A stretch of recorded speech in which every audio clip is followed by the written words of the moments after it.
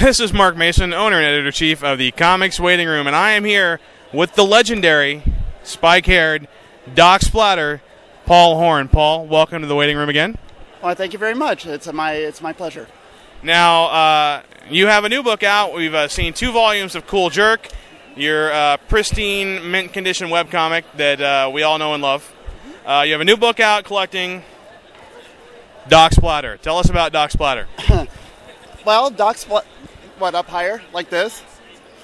Doc Splatter is a newspaper comic strip that ran in the University of Nevada, Reno, Sagebrush, from 1998 through 1990. So it's short-lived, but in its short time,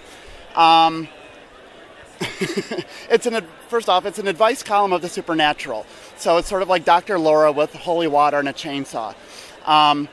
The first few strips that I did, as I was running concurrent to Proto Cool Jerk, which at the time was called Like for Sure, characters you can see behind me. This ran once a week, while the other strip ran twice a week.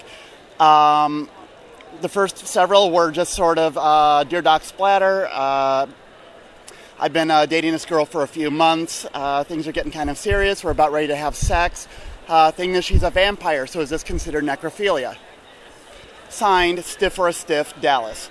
And then so Doc Splatter would then have to answer the letter, and it was usually violent and over the top. After about 6 of these, people started to get the hint that I was dropping Write Doc Splatter, win a goodie. And so people started writing in, and all of those letters are in this book, along with all the ones that are generated solely by me. So, yeah, I mean, I don't know if I can just do this or not up higher, like so. Right, so you can see that, like over here is one where someone actually did write in Doc Splatter, and then over here someone did not. So, like I said, this ran for about a year and a half or so, and this collects all of those. Doc Splatter then, well, you'll have to see the book, but had to end his life in shame over a particular situation. There was a resurrection plan that never happened, and at least in this book, but Doc Splatter was reborn anew in Cool Jerk.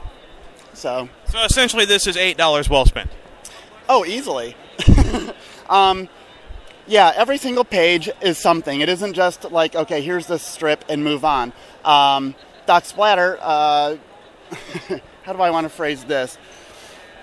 He was sort of a child of the Sagebrush newspaper, and since I was on the staff, I would generate house ads for ads that didn't sell, or for comics that we were waiting for that never ran from other cartoonists. So you'll see that there are all these house ads in the strip or in the book that kind of tell a story of Doc Splatter. There's some background, there's some side stories and things like that. And so that we've got that going on. We've got torn off chunks of old, proto Cool Jerk strips up there where you can't see any of the dialogue because it was all really lame. But you can see, like, oh, there's Armpit, there's Puppy, etc., etc. It's a true omnibus. Every single shred of Doc Splatter effluvia is in here. If there was a photo of me dressed as Doc Splatter, it's in here. If there was a letter that didn't get printed, it's in here. There's video karaoke. There's, when Doc Splatter would answer someone's letter, they would receive a goodie. And that could be anything from original art to the strip to, in this person's case, Red Devil Lye drain cleaner and condoms. Why would I do that? Well, it's in the book. There's a reason for that. So, yeah, and like all my books, there's a comprehensive index in the back that references everything from what was that strip with the watermelon? What was the strip with Farrah Fawcett? What was the strip with Bigfoot? What was the strip with Linda Blair? Those were all the same strip, right? Well, actually, there's probably overlap on at least a couple of those. But, yeah, so it's all here. This is mostly for people that, like horror movies, like pop culture, like seeing something that, you can't see in newspapers. Now, your primary best-known work is Cool Jerk, available at cooljerk.com.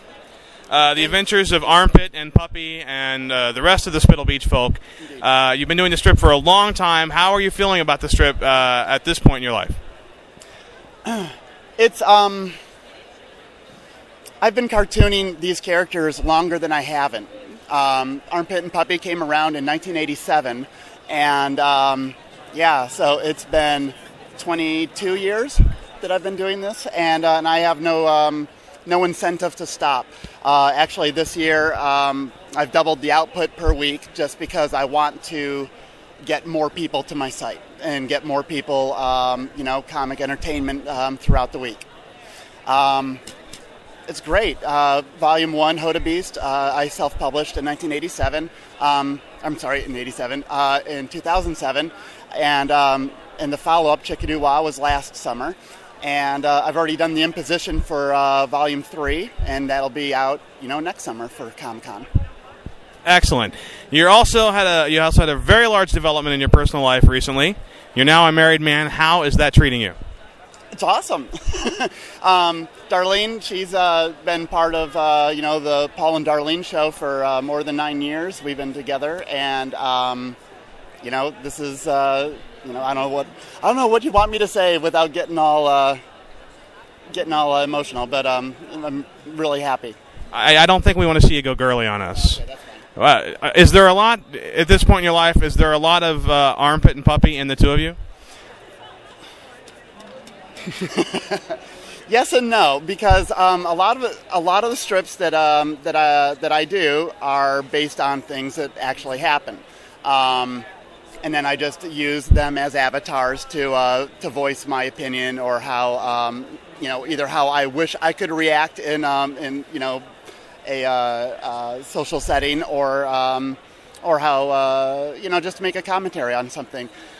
Several strips in the books and since, Darlene was the muse. We would be out doing something and a comment was made, or we'd see a situation and we'd interact with it and say, you know what, that's going to be a cool jerk soon, and it is. Things like that. Well, congratulations. I hope you have many years of happiness together. I hope you keep doing the strip and having a lot of fun with that too. Absolutely. Thank you for joining us. This is Marc Mason of the Comics Waiting Room.